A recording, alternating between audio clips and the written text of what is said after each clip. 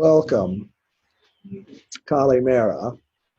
Ron Allen, member of West Street Christian Church, continuing the discussion of emergency literature.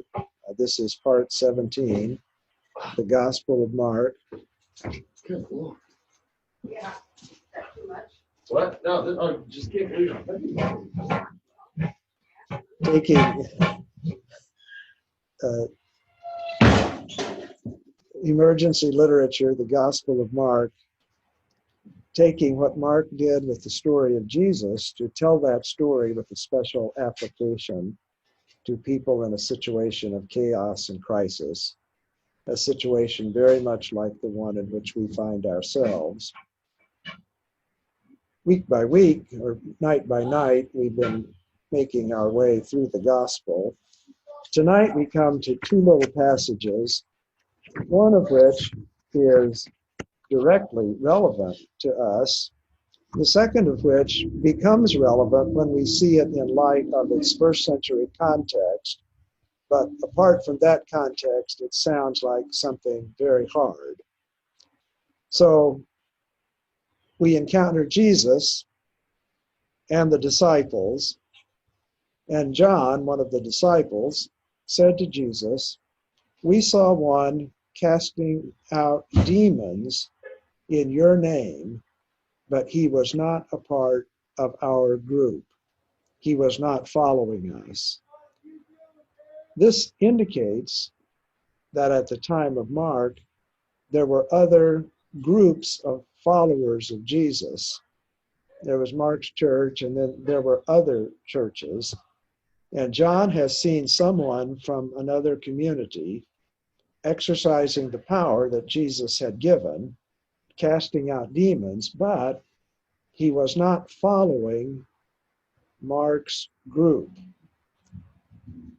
This is a question that pertains to us because there are people around us, there are other churches that do good in ways that are different than we do, and there are other religions that do good in ways that are different from ours, and there are even people outside the church who do good who are far away from us in culture and behavior. Now, do good is my shorthand here for casting out demons or exorcising, because the exorcism was simply a manifestation or a demonstration that the realm of God was at work through Jesus. So what John is really saying here is that I saw people in other groups doing the work of God, doing the work of the realm of God, but they were not following us. John says further, we tried to stop them because they were not following us. This is the urge, so powerful sometimes, to claim for ourselves exclusive rights, to understand and interpret what God is doing, and even exclusive rights to the blessings that God would offer, even exclusive rights to be a part of the realm of God.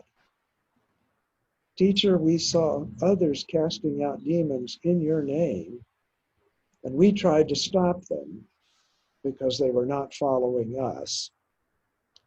But Jesus said, do not stop that exorcist, for anyone who does a deed of power, for no one who does a deed of power in my name will soon be able afterward to speak evil of me. Jesus says, permit the work of others, even others who are radically different, to go on if it is consistent with the principles and purposes of the realm of God. And then Jesus says, whoever is not against us is for us. Whoever is not against us, whoever does not work against the values and practices of the realm of God, is for us.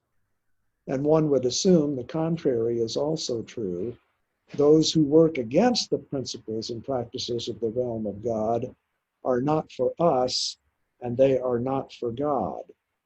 And then Jesus says, "For truly I tell you, whoever gives you a cup of water to drink, because you bear the name of Christ, will by no means lose the reward." This is a reference to the practice commonplace in those days of the disciples of a master going out and witnessing to the teachings of the master, missionary like, and depending upon the hospitality of those to whom they go for their board and lodging and welcome.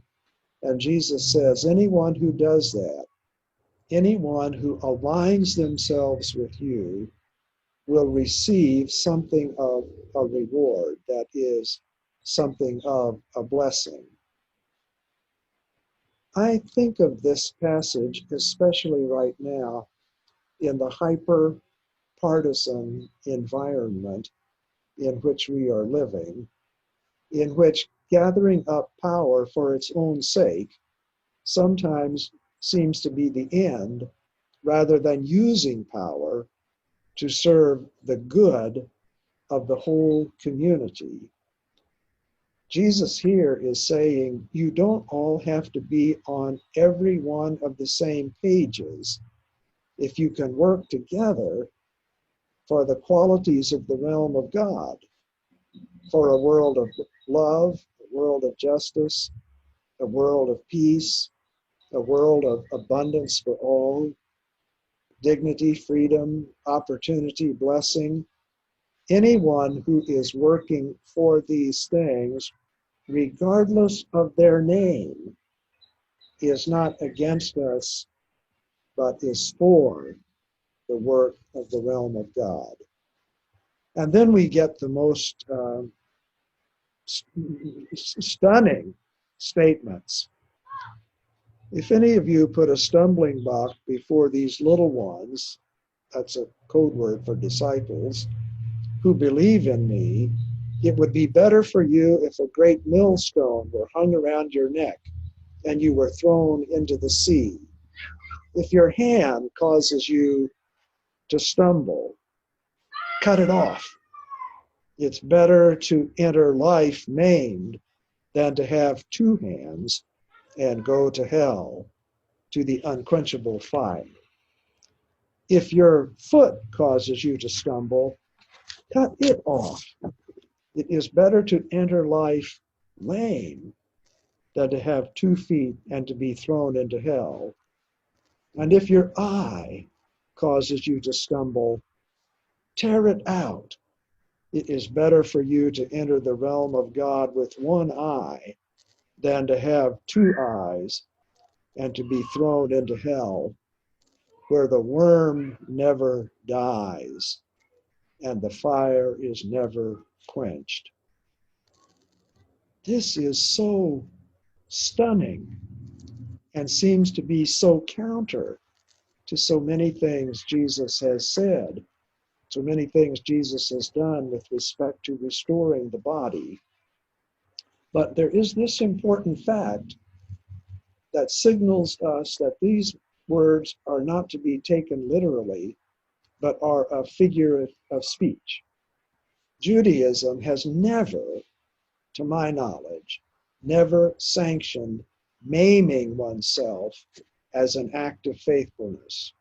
To the contrary, Judaism has always insisted on restoring the body so that the whole self can be fully available to God. Why then this saying? It's a figure of speech. It's a way of saying, do everything you need to do in order to be faithful. Don't let anything stand in the way of you standing up and testifying to the presence of the realm of God, inviting people to repent, be immersed, become a part of the movement toward the realm. And the previous passage reminds us that if others do not do it our way, even if they don't join our group, if they give of themselves fully to moving toward a world of greater love, peace, justice, and all the rest, then they are going to be blessed. How easy it is in the life of discipleship to come upon an obstacle and to stumble. Somebody doesn't like it. Somebody else wants the glory. Somebody wants the power to use in some other way. And how easy it is, how tempted it is to just say, that's the way it is. People are just like that. You can't expect any more. The church is just a human institution. Oh, you know how it is. People, you can't expect people to do the best all the time. But Mark is saying here, don't you accommodate to that. You stand up for love. You stand up for peace. You stand up for justice.